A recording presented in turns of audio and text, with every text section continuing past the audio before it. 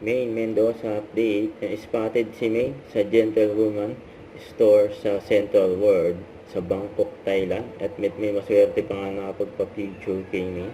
Yan sana all.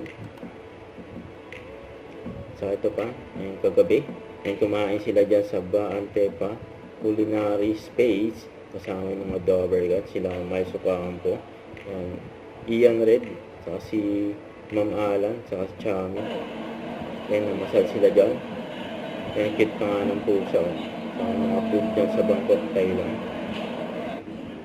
Tapos yan pa. Ang kasama ng mga Dobergats. Kumain ng ramen. Yan si Miles.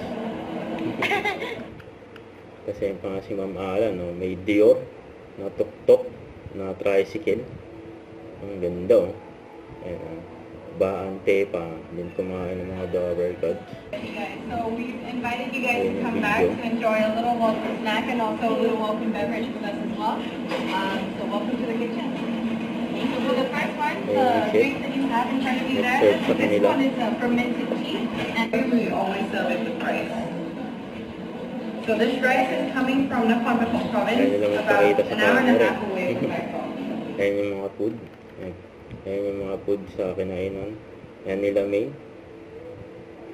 Baante pa Culinary Space. Yun, no? Enjoy. Just sa Bangkok, Thailand. And featuring din si Maine Mendoza sa News 5 kung saan support pa nga si Maine kay Ma Salvador sa bago niyang business na Majeskin.